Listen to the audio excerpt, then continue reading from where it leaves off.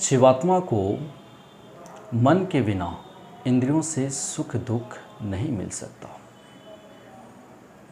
अर्थात जीवात्मा मन के बिना किसी भी प्रकार का सुख दुख को ग्रहण नहीं कर सकता।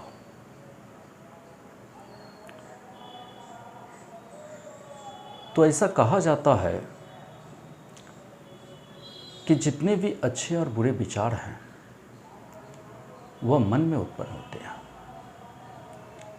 अर्थात मन में ही संकल्प और विकल्प होते हैं।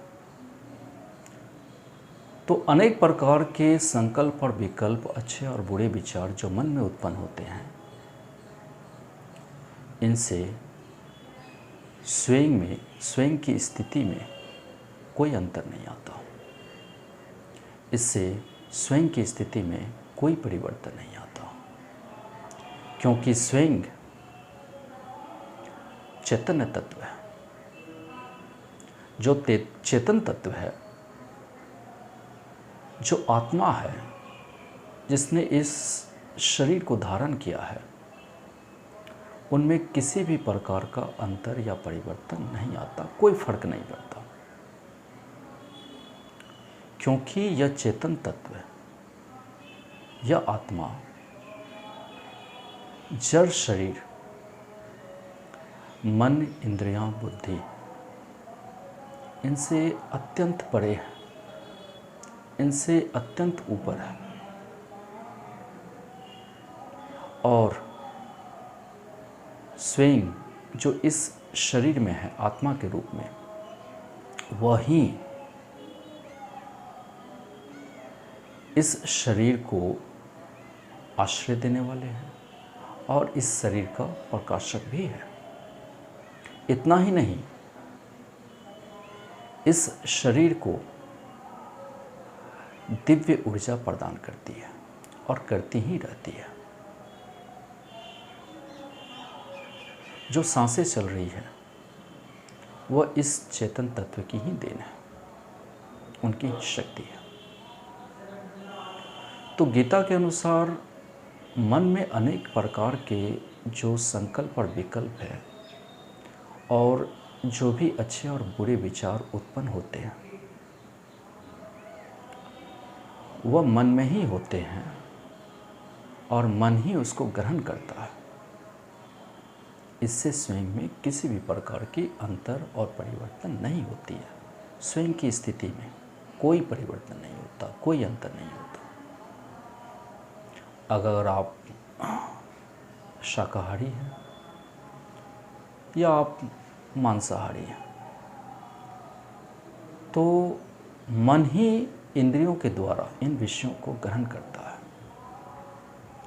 पर स्वयं की स्थिति में कोई परिवर्तन नहीं होती है, क्योंकि स्वयं सदा ज्यों का त्यों ही रहता है। वह चेतन तत्व है। तो उसने ही इस शरीर को धारण किया है। इसका मतलब ये नहीं कि शरीर ने उस चेतन तत्व को आश्रय दिया। इसका मतलब यह है कि इस चेतन तत्व ने ही इस शरीर को धारण किया है, इसका प्रकाशक, इसका मार्गदर्शक है, इसको ऊर्जा प्रदान करता है। तो जो भी विषयों का चिंतन होता है वह मन के द्वारा होता है और इंद्रियां इन विषयों का सेवन करती है और अंततः मन इसे ग्रहण करता है। तो जीवन में जितने भी अनुकूल और प्रतिकूल परिस्थितियां हैं, जो भी घटनाएं उत्पन्न होती हैं, जो भी हम लोग कार्य करते हैं, चाहे अच्छे और बुरे, और जो कुछ भी नेगेटिव और पॉजिटिव जो थिंकिंग करते हैं, जो भी हमारे अंदर टॉक्सिटीज़ है और जो भी डीड्स और मिसडीड्स करते हैं अपने डेली लाइफ में, तो इनका प्रभाव स्वयं पर नहीं पड़ता, इनका प्रभाव एकमात्र मन पर पड़ता है।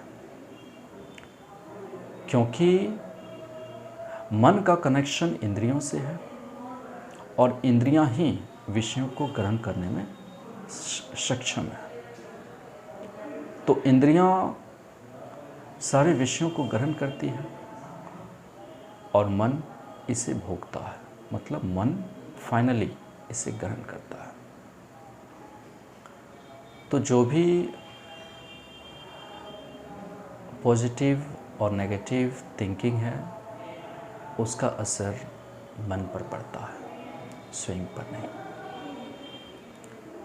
तो गीता के अनुसार स्वयं इस शरीर को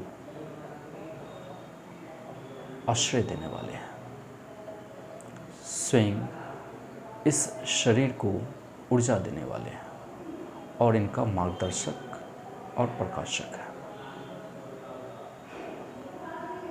तो जो भी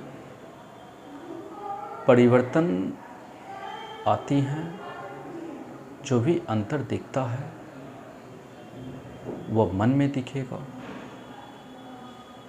क्योंकि मन ही इंद्रियों के माध्यम से सारे विषयों का सेवन करते हैं।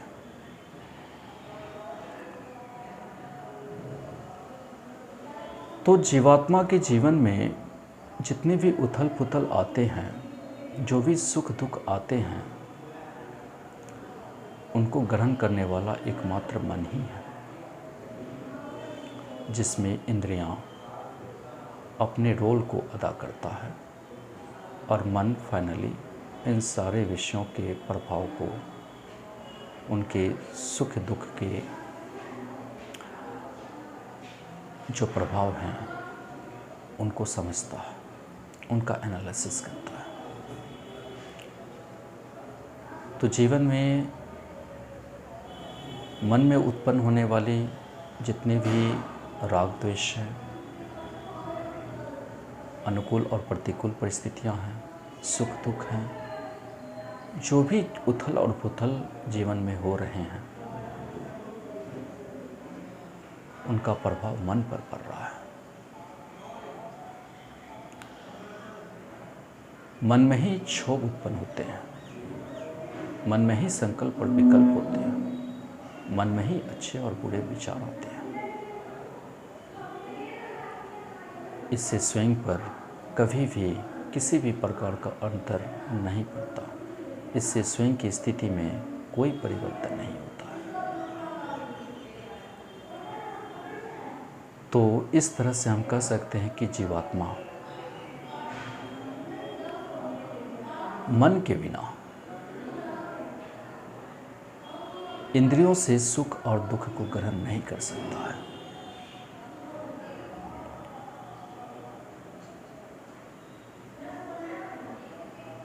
तो गीता में कहा गया है कि जीवात्मा को अपने मन को अधिष्ठित करना चाहिए, उसे अपने मन को अधिष्ठित करने की ज़रूरत है, क्योंकि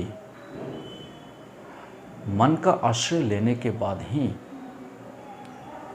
इंद्रियों के द्वारा जो भी विषयों का सेवन किया जा रहा है उनको वह ग्रहण कर पाएंगे, पर इससे स्वयं में कोई परिवर्तन नहीं होगा, स्वयं में कोई अंतर नहीं दिखेगा, स्वयं सदा ज्यों का त्यों रहता है। धन्यवाद। Please subscribe my channel.